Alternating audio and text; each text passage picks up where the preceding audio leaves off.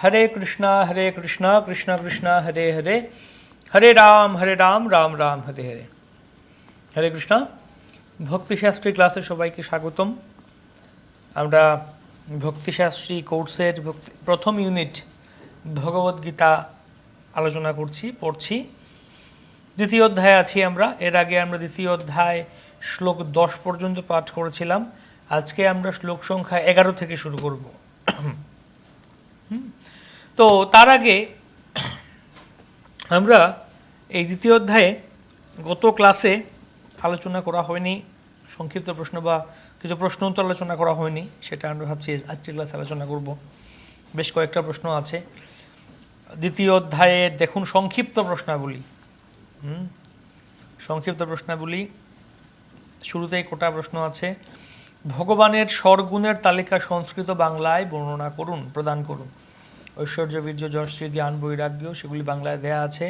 2 নম্বর তাৎপর্যে দেখুন দেয়া আছে সমগ্র ঐশ্বর্যের মালিক, সমগ্র সম্পদের মালিক, সমগ্র সৌন্দর্য, সেরকম করে দেয়া আছে। আপনারা সংস্কৃত এবং বাংলায় সেটা প্রস্তুতি নেবেন, পড়বেন, শিখবেন। সূর্য, সূর্যগোলক ও সূর্য রশ্মির উপমাটির তাৎপর্য কী, এটা আলোচনা করেছি ক্লাসে আমরা। সূর্য, সূর্যগোলক, সূর্য রশ্মি, এটা হচ্ছে ব্রহ্ম পরমাত্মা ভগবান। সংক্ষেপে লিখে দিবেন ব্রহ্ম পরমাত্মা ভগবান। ব্রহ্ম হচ্ছে ব্রহ্মজ্যোতি, ভগবানের অঙ্গ নির্দেশ। এটা সংক্ষিপ্ত প্রশ্নাবলীর মধ্যে আপনার কীভাবে লিখবেন? সূর্য, সূর্যগোলক, সূর্যরশ্মির উপমার তাৎপর্যটা দিয়ে সংক্ষেপে লিখে দেবেন যে ব্রহ্ম পরমাত্মা ভগবান। ব্রহ্ম হচ্ছে নির্বিশেষ জ্যোতি, পরমাত্মা হচ্ছে আংশিক প্রকাশ, সাকার সবিশেষ রূপ ভগবানের, চতুর্ভুজ পরমাত্মা। আর ভগবান হচ্ছেন পূর্ণ প্রকাশ, ব্রহ্ম পরমাত্মা ভগবান। ক্ষুদ্রম হৃদয়ে দৌর্বল্যম শব্দ সমষ্টির অর্থ ব্যাখ্যা করুন। হৃদয়ের দুর্বলতা, তাৎপর্য বর্ণনা করছেন। তো মোট কথা হচ্ছে এগুলি আপনাকে সাজিয়ে লিখতে হবে। তাৎপর্য দেয়া আছে, শব্দার্থে দেখুন, ওয়ার্ড ফর ওয়ার্ড মিনিং শব্দার্থে দেয়া আছে। ক্ষুদ্রম হৃদয় দৌর্বল্যম, হৃদয় দুর্বলতার জন্য তিনি দয়া দেখাচ্ছেন এখানে। এটা ধর্ম সম্মূঢ় চেতা, কিম কর্তব্য বিমূঢ় হয়ে গেছি আমি, কি করা উচিত কি করা উচিত নয়, কি কর্তব্য কি অকর্তব্য বুঝতে পারেননি অর্জুন। এটাকে বলা হচ্ছে ধর্ম সম্মূঢ় চেতাহা। আর তার আয়তন কি, এর অস্তিত্বের লক্ষণই বা কি, এটা আজকে দেখবো আমরা। এটা আজকের ইয়েতে আছে আর তার আয়তন। এবং তারপরে দেখুন প্রবন্ধ প্রশ্নাবলী। শ্রী ভগবান উবাচ, এই কথার ব্যাখ্যা শিল প্রভুপাদ তাৎপর্যে কী দিয়েছেন? ভগবান সংক্ষেপে প্রভুপাদ বলেছেন, আপনারা সংক্ষেপেই বলবেন। শ্রী ভগবান উবাচ কথা, এই প্রশ্নটা আমি বলবো এতটা ইম্পর্টেন্ট নয়, কেননা এতটা বিস্তারে প্রভুপাদ লিখেননি। আপনারা তারপরে যা লিখেছেন বলবেন। শ্রী ভগবান এটা বলছেন, ভগবান হচ্ছেন পরব্রহ্মের চরম স্থিতি, যেরকম বর্ণনা করেছেন। ব্যাখ্যা করুন কোন স্থিতিতে একজন শিক্ষক বা গুরুকে বর্জন করা যায়, এর ভিত্তিতে কি কোনো শাস্ত্রীয় প্রমাণ আছে কি? আমি মনে হচ্ছে গত ক্লাসে ওই ক্লাসটায় আলোচনা করেছিলাম, এটা অ্যাড করেছিলাম। প্রথমত এই 5 নম্বর শ্লোকে তাৎপর্যে প্রভুপাদ বলেছেন যে গুরু যখন জঘন্য কার্যে লিপ্ত হন তখন তাকে ত্যাগ করা যায়। আর একই সাথে আমি মনে হচ্ছে একটা শ্লোক দেখিয়েছিলাম, মহাভারতের উদ্যোগ পর্বের শ্লোক। গুরুর অপ্যবিলিপ্তস্য কার্যকার্যমজানতঃ উৎপথ প্রতিপন্যস্য পরিত্যাগ বিধীয়তে। যদি কেউ তার গুরুকে বা যদি কোনো গুরু অসৎ পথে প্রলিপ্ত হন এবং কার্য অকার্যম, কোনটা কাজ কোনটা অকাজ এটা বুঝতে পারেন না, উৎপথ প্রতিপন্ন, তাকে ত্যাগ করা উচিত। এবং খারাপ পথে গেছেন তাকে ত্যাগ করা উচিত।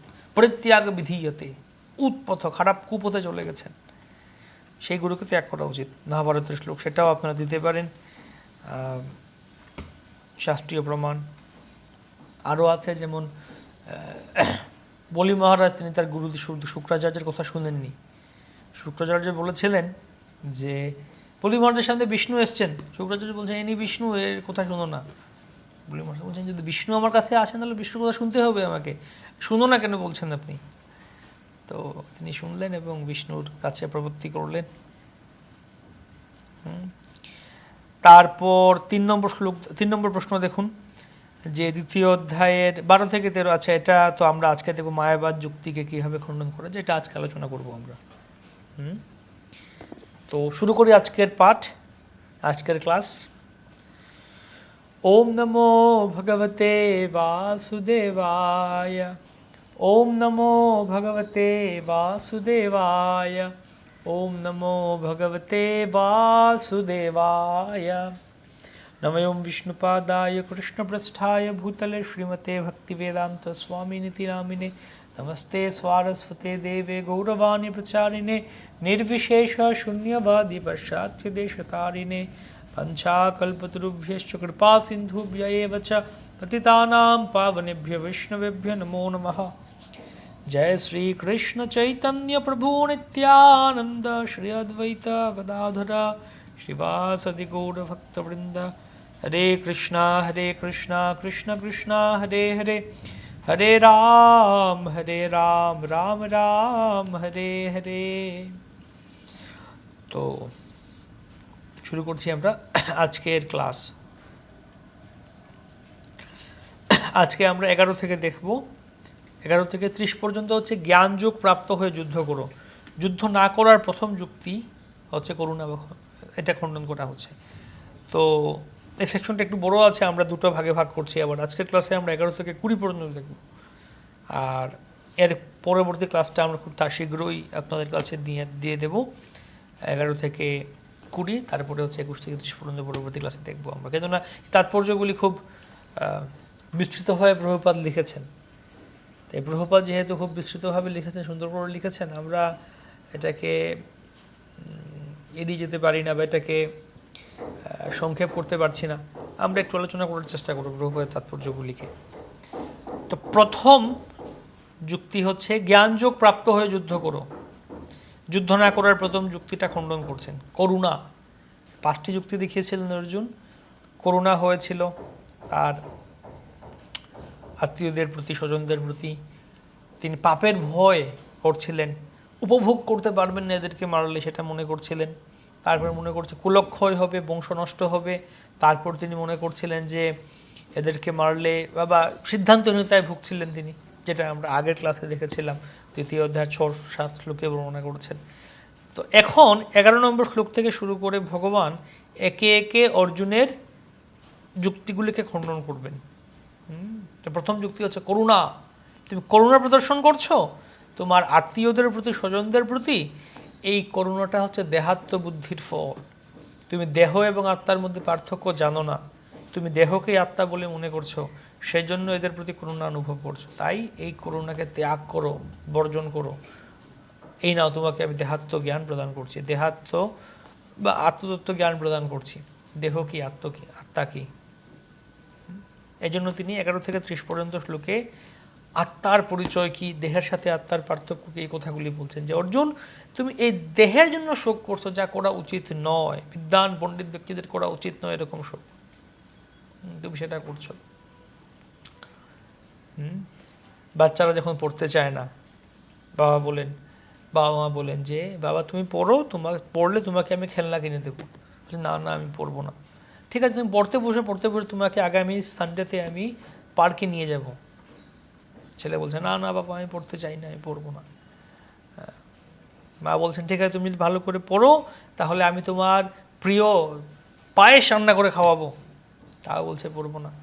ঠিক আছে, তুমি যদি পড়ো তাহলে আগামী ছুটিতে আমি তোমাকে মামার বাড়ি ঘুরতে নিয়ে যাবো, অমুক জায়গায় ঘুরতে নিয়ে যাব। তাও পড়তে চাইছে না। তাহলে বলছে না পড়লে কিন্তু শাস্তি হবে, যদি না পড়ো তাহলে তোমাকে আমি এই ছুটিতে কোথাও ঘুরতে নিয়ে যাব না, বাড়িতে বসে থাকতে হবে। একটার পরে একটা যুক্তি দেখাচ্ছেন বাবা মা ছেলেকে, যে কোনোভাবে যেন তেন প্রকারেণ যেন পড়তে বসে, পড়াশোনা করে। সেরকম বিভিন্ন যুক্তি দেখান, কখনো প্রলোভন দেখান, কখনো ভয় দেখান, কিন্তু পড়ো। তো ভগবানও এরকম অর্জুনকে, অর্জুন যুদ্ধ করো। না, যুদ্ধ করবো না, আমি করুণা অনুভব করছি আমার আত্মীয়দের প্রতি। তো কীভাবে মারবো? না অর্জুন, তোমার এই করুণা করা ঠিক নাই, এই কারণে দেহ এবং আত্মাকে মারলে দেহের কিছু হয়, দেহকে মারলে আত্মার কিছু হয় না, আত্মাকে মারা যায় না, কাটা যায় না, এই তুমি যুদ্ধ করো। হ্যাঁ, তারপরে অর্জুন বলছেন যে না আমার তো এদেরকে মারলে পাপ হবে। না অর্জুন, পাপ হবে না, তুমি ক্ষত্রিয়, তোমার যুদ্ধ করা উচিত, ধর্মযুদ্ধ করা উচিত, যুদ্ধ করো।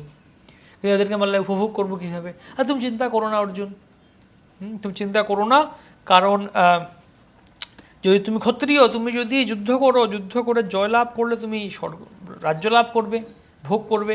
আর যদি তুমি প্রাণ যায়, স্বর্গ লাভ করবে, চন্দ্রলোক সূর্যলোকে যাবে তুমি।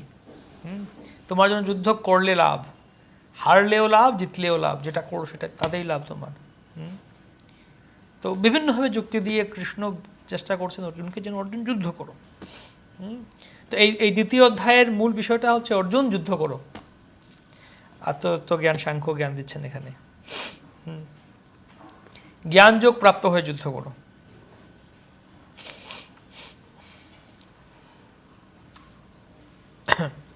শ্লোক 11তে বর্ণনা করছেন অর্জুনের এই সুখের কারণ ছিল দেহ ও আত্মার পার্থক্য সম্বন্ধে অজ্ঞতা। অতএব সেই দেহ ও আত্মার মধ্যে পার্থক্য নিরূপণ করার জন্য শ্রী ভগবান বলা শুরু করলেন যে অর্জুন কেন শোক করছে, দেহ এবং আত্মার মধ্যে পার্থক্যটা বুঝতে পারছেন না, সেজন্য। তাই ভগবান দেহ এবং আত্মার মধ্যে পার্থক্য নিরূপণ করার জন্য বলা শুরু করছেন। শ্রী ভগবান উবাচ অশোচন্যান্বশোচস্তম প্রজ্ঞবাদাংশ ভাষসে গতাসু ন গতাসুংশ নানুশোচন্তি পণ্ডিতাঃ।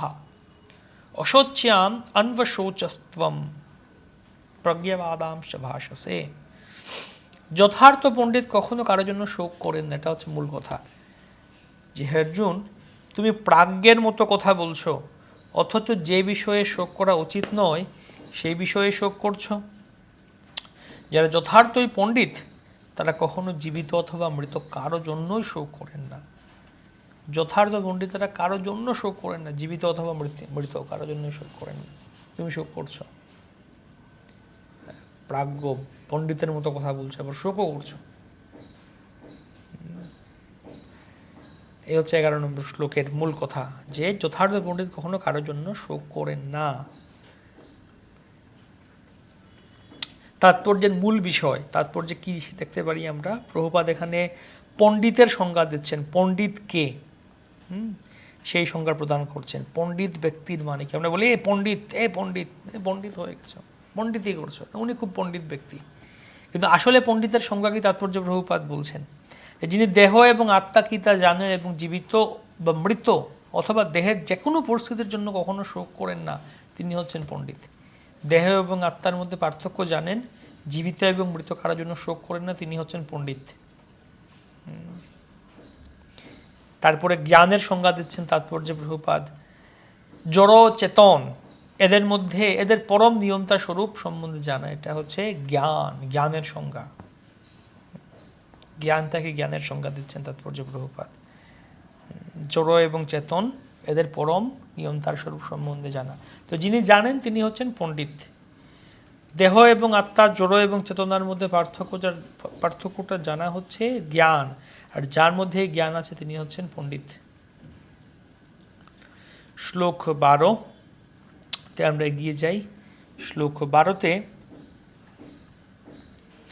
কেন অশোচ্য, এই যে বলছেন অশোচফন অন্বশোচস্তম, যার জন্য শোক করা উচিত নয়, যা হচ্ছে অশোচ্য, তার জন্য তুমি শোক করছো।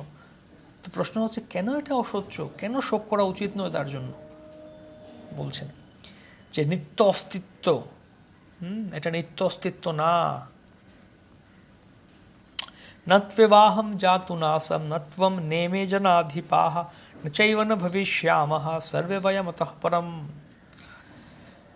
এমন কোনো সময় ছিল না যখন আমি, তুমি ও এই সমস্ত রাজারা ছিলেন না, এবং ভবিষ্যতে কখনো আমাদের অস্তিত্ব বিনষ্ট হবে না।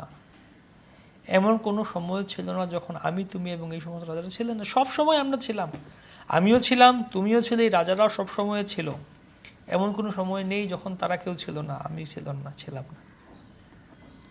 তাৎপর্য এখানে আমরা মূল বিষয় দেখতে পাই, আত্মার নিত্য ব্যক্তি স্বাতন্ত্র্যের কথা বলছেন। আত্মা যে নিত্যকাল ধরে ব্যক্তি স্বাতন্ত্র্য রয়েছে আত্মার, আত্মা কখনো পরমাত্মার সাথে এক হয়ে যায় না। আত্মা পরমাত্মার মধ্যে পার্থক্য রয়েছে, আত্মা আলাদা, স্বাতন্ত্র্য রয়েছে জীবের, সেটা বর্ণনা করছে আত্মার নিত্য ব্যক্তি স্বাতন্ত্র্য।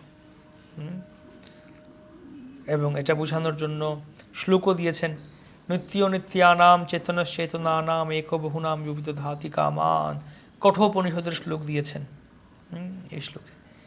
এবং এখানে মায়াবাদ খণ্ডন প্রদান করেছেন। মায়াবাদ কিভাবে খণ্ডন করবেন? মায়াবাদীরা বলে থাকে যে মুক্তির পর স্বতন্ত্র আত্মা মায়ার আবরণ মুক্ত হয়ে নির্বিশেষ ব্রহ্মে লীন হয়ে যায় এবং তখন আর নিজস্ব সত্তা থাকে না। এই পরম শাস্ত্রজ্ঞ ভগবান, এই মতবাদ পরম শাস্ত্রজ্ঞ ভগবান শ্রীকৃষ্ণ এখানে অনুমোদন করেননি। তারা কি বলে যে মুক্তির পর ব্রহ্মে লীন হয়ে যায়, কিন্তু ভগবান এখানে অনুমোদন করেননি। তুমি আমি সমস্ত রাজারা সবসময় থাকে এখানে, এমন নত্তেবা আহম জাত তুলাসম নত্বম নিয়মে জনাধিপ, এমন কোনো সময় ছিল না যখন আমি তুমি বা এই সমস্ত রাজারা ছিলাম না, বা এমন কোনো সময় থাকবে না যখন আমি তুমি এবং সমস্ত রাজারা থাকবো না, সবসময় আমরা থাকবো। তাৎপর্য প্রভুপাদ খুব সুন্দর করে মায়াবাদ খণ্ডন করছেন, অপব্যাখ্যা খণ্ডন করছেন যে জীবের ব্যক্তি স্বাতন্ত্র্য যদি সর্বাবস্থায় বোঝায় না থাকতো তবে ভগবান শ্রীকৃষ্ণ কখনোই বলতেন না যে ভবিষ্যতে কখনো এর বিনাশ হবে না। মায়াবাদী তার্কিকেরা বলতে পারে শ্রীকৃষ্ণ যে ব্যক্তি স্বাতন্ত্র্যের কথা বলছেন তা চিন্ময় স্বাতন্ত্র্য নয়, তা হচ্ছে জড় স্বাতন্ত্র্য। ভুল কথা আবার। তো এখানে দেখুন আপনাদের প্রশ্ন আছে, সরি এক মিনিট। তো এখানে দেখুন আপনাদের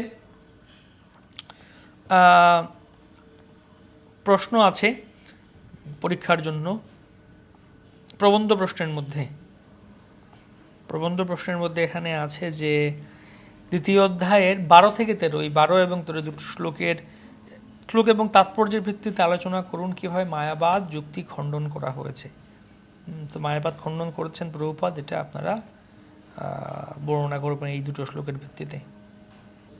তাদের মতবাদ হচ্ছে যে জীবাত্মা হলো আদি চেতন সত্তা থেকে মায়া বা মোহের আবরণ দ্বারা বিচ্ছিন্ন বা খণ্ডিত চেতন সত্তা। জীবাত্মা হচ্ছে খণ্ডিত চেতন সত্তা, এটা খণ্ডন করা হচ্ছে। আত্মা অচ্ছেদ্য, অর্থাৎ কখনো কাটা বা ছেদন করা যায় না। তারা বলছে যে মুক্তির পর জীবাত্মা ব্রহ্মজ্যোতিতে লীন হয়ে যায়। আমরা জানি আত্মা হচ্ছে অক্লেদ্য, একে ভেজানো যায় না, পোড়ানো যায় না, সেরকম বর্ণনা করছেন। মায়াবাদীরা আরও কিছু বলতে পারে, যুক্তি দেখাতে পারে যে বদ্ধ অবস্থায় জীবের ব্যক্তি স্বাতন্ত্র্য থাকে, যখন জীবেরা বদ্ধ আছে তখন ব্যক্তি স্বাতন্ত্র্য, ইন্ডিভিজুয়ালিটি যাকে বলা হয় আছে। মুক্ত অবস্থায় ব্যক্তি স্বাতন্ত্র্য থাকে না, এটা ভুল কথা। কৃষ্ণ এখানে বলছেন যে ব্যক্তি স্বাতন্ত্র্য চিন্ময়, এটা মায়াবাদীরা মনে করে ব্যক্তি স্বাতন্ত্র্য হচ্ছে জড় ধারণা, চিন্ময় নয়। কিন্তু কৃষ্ণ বলছেন যে না, ব্যক্তি স্বাতন্ত্র্য পূর্বেও ছিল, ভবিষ্যতেও থাকবে। ঠিক আছে? তো এই তাৎপর্যটা আপনারা পড়বেন, পড়ে এখন এই তাৎপর্য 12 এবং 13 পড়ে আপনারা মায়াবাদকে কীভাবে খণ্ডন করছেন প্রভুপাদ এবং কৃষ্ণ, সেটা আপনারা তার উপরে একটা নোট টিকা আপনারা তৈরি করবেন। তাৎপর্য পড়লে আপনারা সহজে বুঝতে পারবেন। আর যদি কিছু বিষয় বুঝতে না পারেন, আমাদের হোয়াটসঅ্যাপ গ্রুপ আছে, সেখানে আপনারা প্রশ্ন করতে পারেন, সেখানে আমি উত্তর দেব। অপ্রাকৃত স্তরেও জীব স্বতন্ত্র আত্মারূপে বর্তমান থাকে। অপ্রাকৃত স্তরেও জীব স্বতন্ত্র আত্মারূপে বর্তমান থাকে, এই কথা রামানুজাচার্য আদি মহতাচার্যরা স্বীকার করে গেছেন। 12 নম্বর শ্লোকে। 13 নম্বর শ্লোকটা ইম্পর্টেন্ট এবং ফেমাস শ্লোক।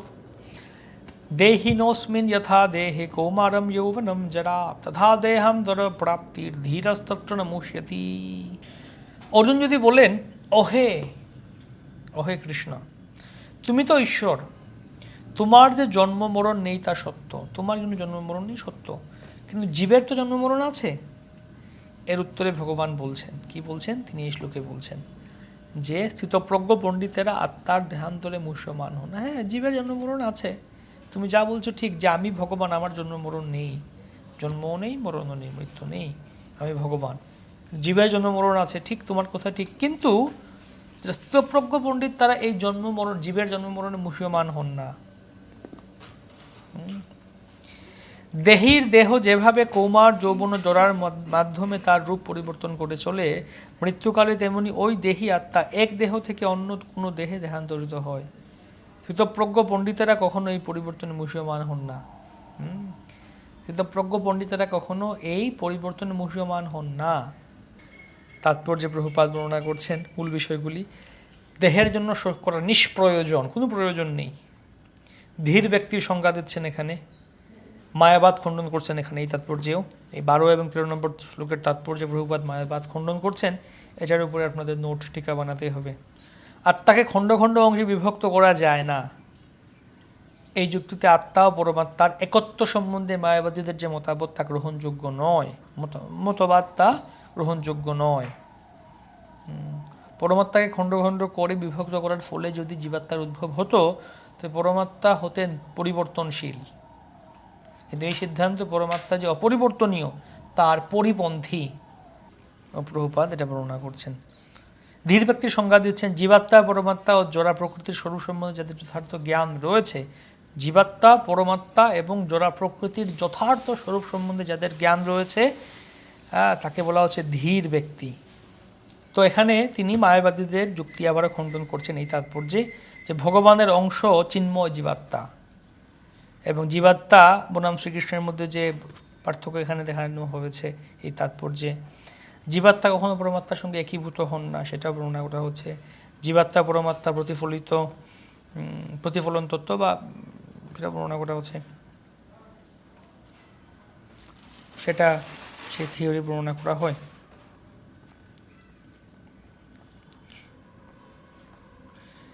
পরমেশ্বর অংশ জীব সনাতন এবং তাকে বলা হয় খর। খর এবং অক্ষর সম্বন্ধে আপনারা 15 অধ্যায়ে দেখতে পাবেন পুরুষোত্তম যুগ।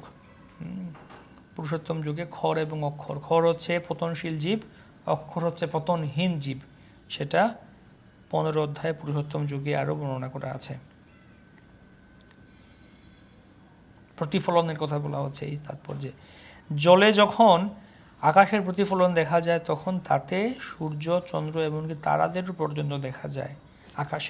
আকাশের প্রতিফলনে জলের মধ্যে যখন একটা প্রতিফলন হয়, রিফ্লেকশন হয়, তো সেখানে এই জলের মধ্যে প্রতিফলনে আকাশের সূর্য, চন্দ্র, তারা সব দেখা যায়।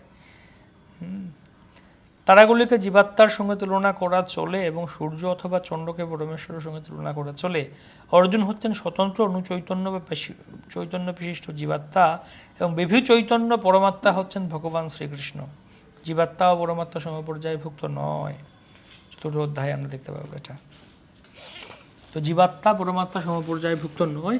তো প্রতিফলন তত্ত্ব, জলের মধ্যে নদীর জল হোক, পুকুরের জল হোক, আকাশের প্রতিফলন পড়ে, এবং এই জলের মধ্যে যে প্রতিফলনটা পড়ছে এখানে আমরা দেখতে পাবো আকাশে সূর্যটাও আছে, চন্দ্রটাও আছে, তারাগুলিও আছে, বিশেষ করে রাতের বেলা দেখতে পাবেন।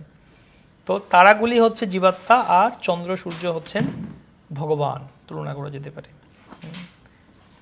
প্রতিফলনবাদ।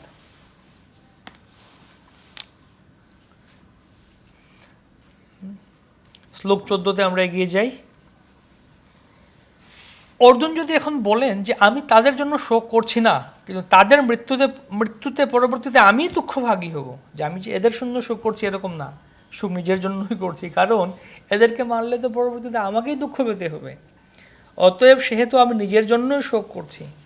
যেন এটা আমার পিতামহ, আমার গুরুদেব, আমার ভাই, আমার মামা, আমার বন্ধু, আমার পুত্ররা, এদেরকে মারলে তো পরে আমাকেই দুঃখ পাবো, আমি এদের বিরহ অনুভব করব, আমি অনেক কষ্ট পাবো যে না এদেরকে মেরে ফেলেছি, হায় হায়, অনুতাপ হবে। তাই আমি যে এদের জন্য শোক করছি এরকম না, আমি নিজের জন্য শোক করছি, এদেরকে মেরে তো শান্তি পাবো না আমি।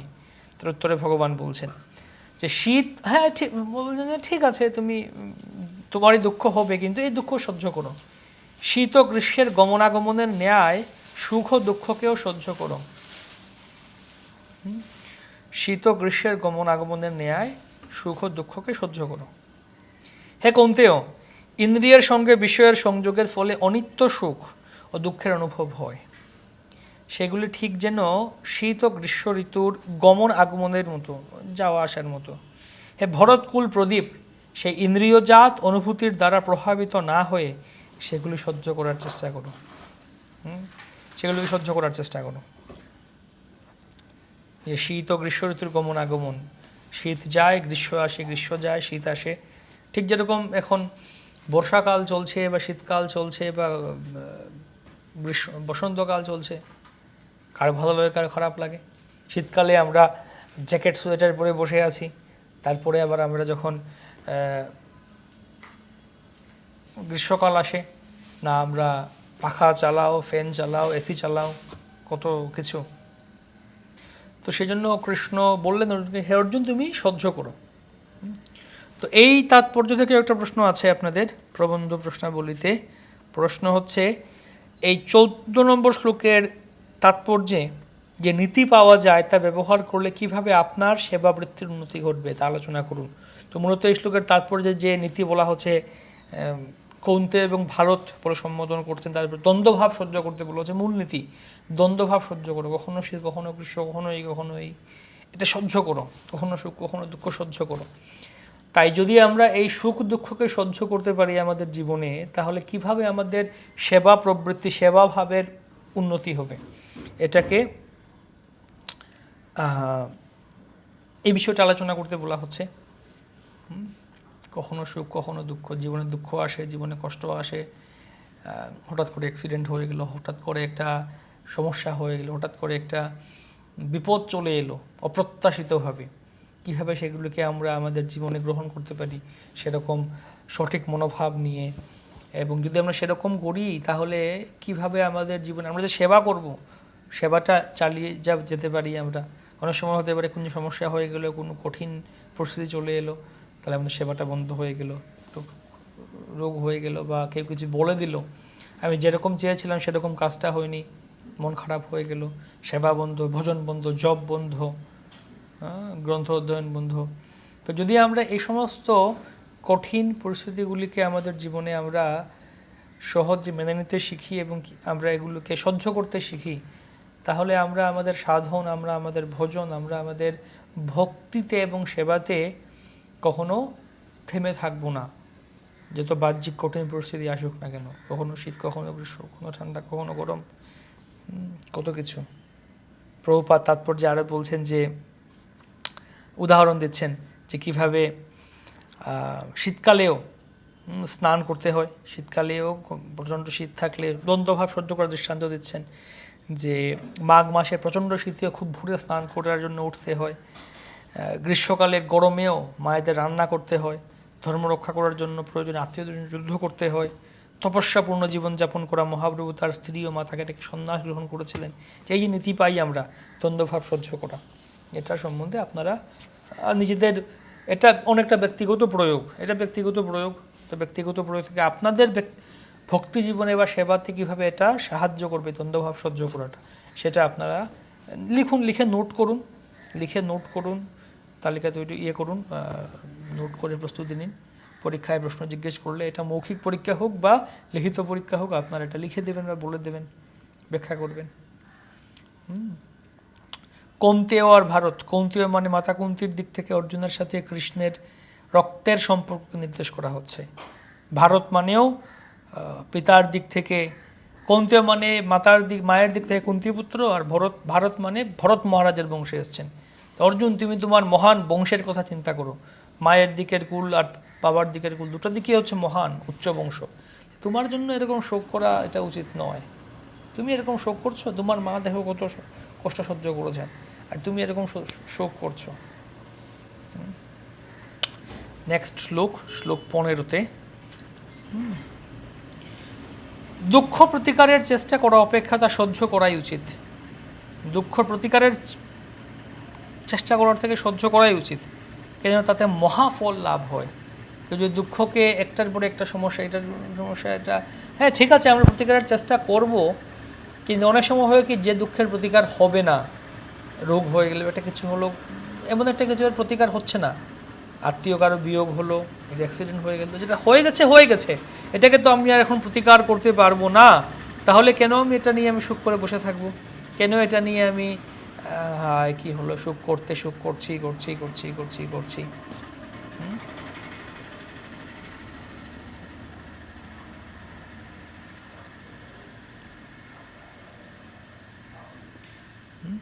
যে দুঃখটা হয়ে গেছে, সমস্যা হয়ে গেছে, এটা নিয়ে কিছু করা যাবে না, তাহলে আমি আগে এগিয়ে যাই, আগে পরবর্তীতে কি বিষয়টা চিন্তা করি, প্রতিকারের চেষ্টা আমি সহ্য করার চেষ্টা করি, তাহলে মহাফল লাভ হতে পারে।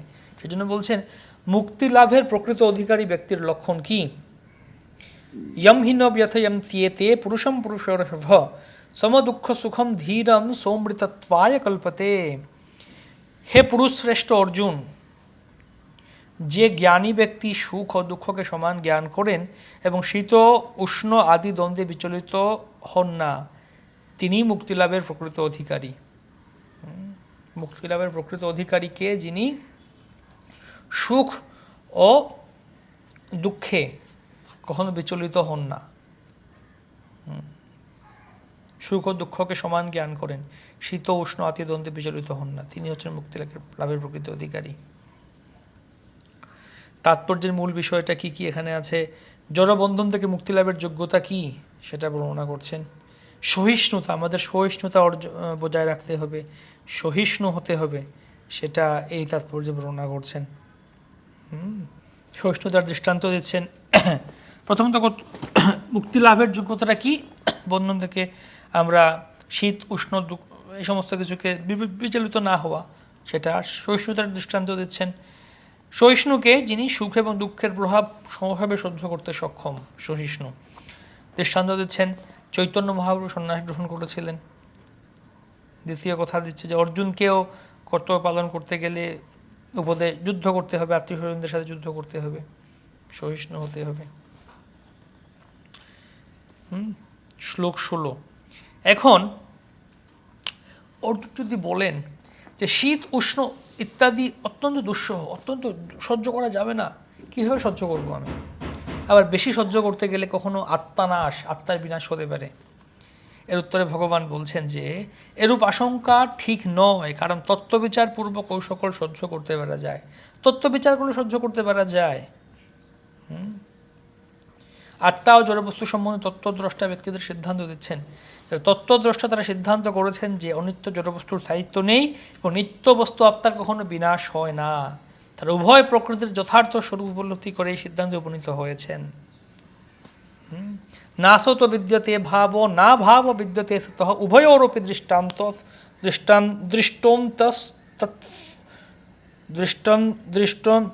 উভয়োরপি দৃষ্টন্তস ত্বনয়ঃ তত্ত্বদর্শিভিঃ ন অসতঃ বিদ্যতে ভাবঃ, অনিত্য বস্তুর স্থায়িত্ব নেই, আর ন অভাবঃ বিদ্যতে সতঃ, নিত্য বস্তুর বিনাশ নেই। এই জ্ঞানের মাধ্যমে কেউ সেই সহ্য শক্তি লাভ করতে পারে। যদি জানি আমরা যে না এটা আমার জন্য এটা ভালো, আমাকে করতে হবে, তাহলে সহ্য করতে হবে আমাদের, যত কঠিন পরিস্থিতি হোক না কেন। মা তিনি যখন সন্তানের প্রতি প্রেম আসে, আমার সন্তান, আমার ছেলে, যত কঠিন পরিস্থিতি হোক না কেন তিনি সহ্য করবেন, মা বাবা। তাৎপর্য এখানে কি কি মূল বিষয় আছে? দেহ আত্মার পার্থক্য বর্ণনা করছেন এখানে, অজ্ঞানতা কি বর্ণনা করছেন, এবং অজ্ঞানতাকে বর্ণনা করছেন। দেহ আত্মার পার্থক্যটা দেখাচ্ছেন, অজ্ঞানতার কথা বর্ণনা করছেন। শাস্ত্র প্রমাণে বিষ্ণু পুরাণে বলা আছে, কি বলা আছে, তাৎপর্য শ্লোক প্রভুপাদ কোট করছেন বিষ্ণু পুরাণ থেকে। অজ্ঞানতার প্রভাবটা কি, অজ্ঞানতা থেকে কীভাবে মুক্ত হওয়া যায়, এই সমস্ত কথা তাৎপর্য প্রভুপাদ বর্ণনা করছেন। গীতার উদ্দেশ্যটা কি, কীভাবে ভগবানকে প্রকৃত উপলব্ধি করা যায়, এই সমস্ত কথাই তাৎপর্য বর্ণনা করছেন। প্রকৃত ভগবত উপলব্ধি কি বর্ণনা করছেন। আত্মার দেহান্তর, দেহ আত্মার পার্থক্য, আত্মার দেহান্তরটা কি, সেটা আমরা এই তাৎপর্য দেখতে পাই। শ্লোক 17। পূর্ব শ্লোকে সৎ বস্তুটি অবিনাশী, এটি সামান্যভাবে বলেছেন, এখন তা বিশেষভাবে বলছেন, অর্থাৎ আরও এটাকে ব্যাখ্যা করে বলছেন। আত্মা অবিনাশী, সমগ্র শরীরে পরিব্যাপ্ত। অবিনাশী তু তদ্বিদ্ধি येन सर्वमिदं ततं বিনাশমব্যয়স্যাস্য ন কশ্চিৎ কর্তুমর্হতি। তা সমগ্র শরীরে পরিব্যাপ্ত হয়ে রয়েছে, তাকে তুমি অবিনাশী বলে জানবে। সেই অব্যয় আত্মাকে কেউ বিনাশ করতে সক্ষম নয়।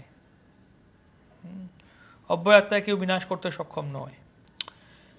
এখানে আমরা প্রচার ক্ষেত্রে প্রয়োগ পাই অনেক কিছু। আত্মার লক্ষণ কি, আত্মার আয়তন কি, আত্মার প্রভাব কি। আত্মার লক্ষণ, আত্মার আয়তন, আত্মার প্রভাব, আত্মা পরমাত্মার তুলনা, এই সমস্ত কিছু এই শ্লোকের তাৎপর্য 17 নম্বর শ্লোকের তাৎপর্য বর্ণনা করা হচ্ছে। মুন্ডক উপনিষদ থেকে প্রভুপাত এবং অন্যান্য শ্বেতাশ্বতন উপনিষদ, মুন্ডক উপনিষদ থেকে শ্লোক কোট করছেন। আত্মার আকার কি? চুলের অগ্রভাগের 10,000 ভাগের 1 ভাগ আত্মার আকার। আত্মার লক্ষণ কি? চেতনা রয়েছে আমাদের জীবনে, আমাদের এই দেহে। আকার বলা হচ্ছে, আয়তন বলা হচ্ছে। পরমাণুর চেয়ে অনেক বেশি ক্ষুদ্র, যা কেবল পারমার্থিক জ্ঞানের মাধ্যমে অনুভব করা যায়। আত্মার আকারটা ক্ষুদ্র। অবস্থান কোথায়? হৃদয়ে, হৃদ্দেশ অবস্থান করছে। হৃদয়ের মধ্যে চেতনার বিস্তার ঘটায়। আত্মা পরমাত্মা তুলনা করা হচ্ছে। আত্মা হচ্ছে অনু, ভগবান পরমাত্মা হচ্ছেন বিভু, বৃহৎ। অনু আর বিভু।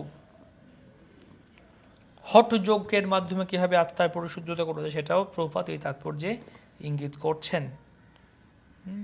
হঠযোগ সম্বন্ধে আমরা 6ষ্ঠ অধ্যায়ে দেখব।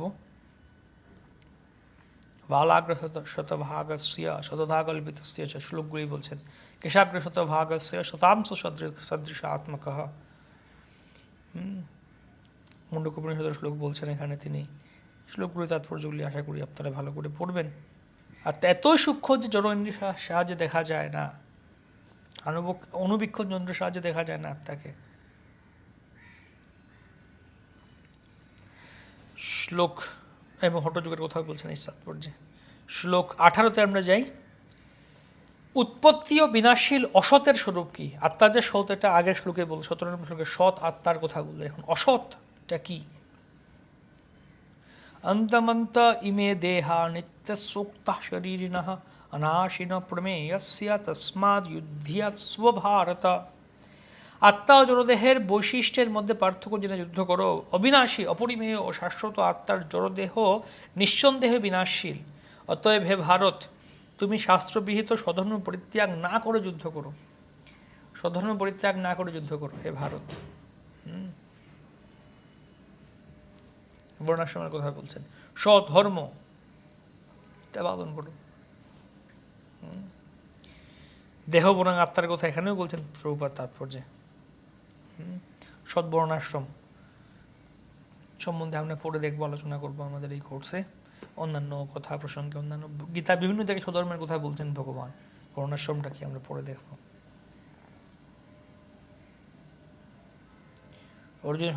অর্জুনের স্বধর্ম ক্ষত্রিয়রূপে যুদ্ধ করতে বলেছেন। শ্লোক 19। তোমার ভীষ্মাদির মৃত্যুজনিত শোক নিবারিত হলো, কিন্তু আমি এদেরকে বোধ করতে ইচ্ছা করি না ইত্যাদি বলে যে আত্মাকে হন্তা বলে দুঃখ প্রকাশ করা হচ্ছে, তাও যে ও কারণ সেটিই বলছেন। এনম ব্যক্তি হন্তারম যশ্চৈনম মন্যতে হতম উভৌ তৌ ন বিজানীতো নায়ম হন্তি ন হন্যতে। আত্মাকে হন্তা নাকি হতো? যিনি জীবাত্মাকে হন্তা বলে মনে করেন কিংবা যিনি একে নিহত বলে ভাবেন, তারা উভয়ই আত্মার প্রকৃত স্বরূপ জানেন না। কারণ আত্মা কাউকে হত্যা করেন না এবং কারো দ্বারা নিহত হন না। আত্মা কি হন্তা নাকি আত্মা হতো না? আত্মা কাউকে হত্যাও করেন না, আত্মা কারো দ্বারা হতো হন না।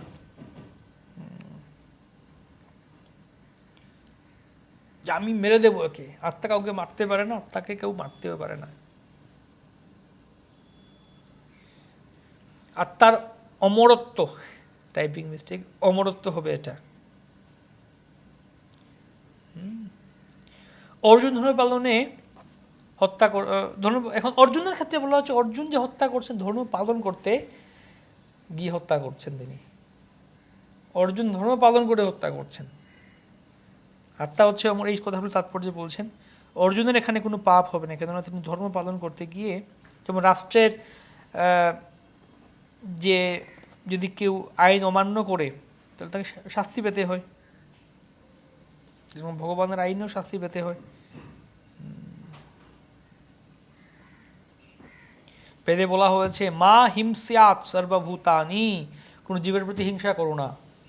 এখন 20 নম্বর শ্লোকে বলছেন আত্মা যে হত হয় না, তাদের জন্মস্থিতি বৃদ্ধি পরিণাম ক্ষয় ও নাশরূপ স্বরবিকার শূন্য, সেটি দৃঢ় করে বলছেন।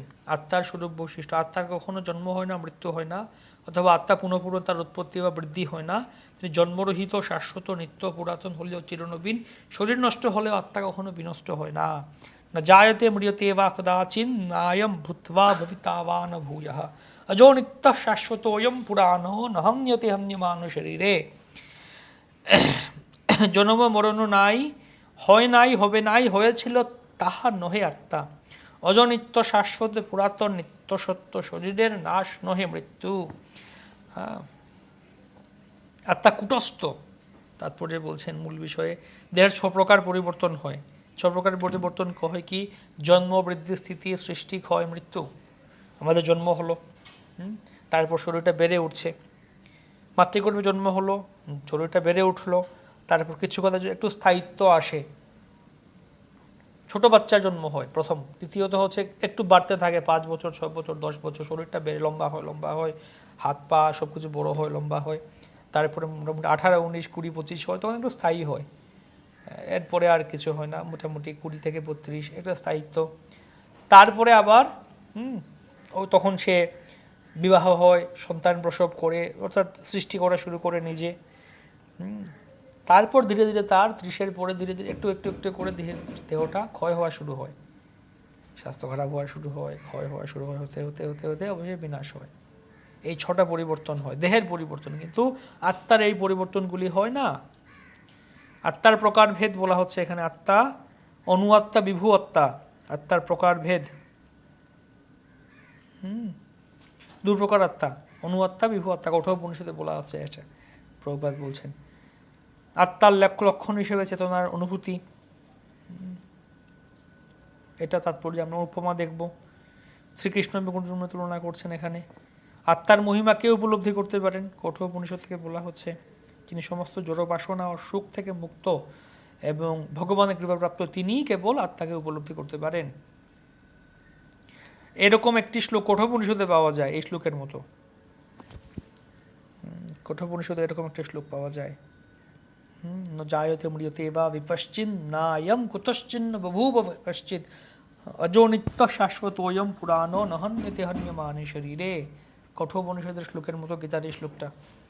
কুটস্থ বলা হচ্ছে আত্মাকে এখানে। কুটস্থ মানে আত্মার এই 6টা পরিবর্তন নেই। তো এখানে আত্মার মহিমা উপলব্ধি করতে পারেন যে দেখলাম আমরা। উপমা দেওয়া হচ্ছে এই শ্লোকে, যে আপনাদের ক্লোজড বুকে আছে, বন্ধ বই পরীক্ষাতে আপনাদের হ্যান্ডবুকে দেওয়া আছে, যে দেখুন প্রবন্ধ প্রশ্নাবলী। হ্যাঁ, একটা প্রশ্ন ছেড়ে গেছি আমরা, দেখছি আমরা। এখানে দেয়া আছে দেখুন, 6 নম্বর প্রশ্ন। শরীরের মধ্যে আত্মার উপস্থিতি উপলব্ধিতে মেঘে ঢাকা সূর্যকে তুলনা করুন। আকাশে মেঘ আছে, মেঘ সূর্যকে ঢেকে দিয়েছে, ঠিক আছে, বুঝতে পারলাম। মেঘটা সূর্যকে ঢেকে দিল। এখন কি হবে? সূর্যকে দেখা যাচ্ছে না। আজকের দিনটা মেঘলা দিন, এখানে খুব সূর্য দেখা যাচ্ছে না।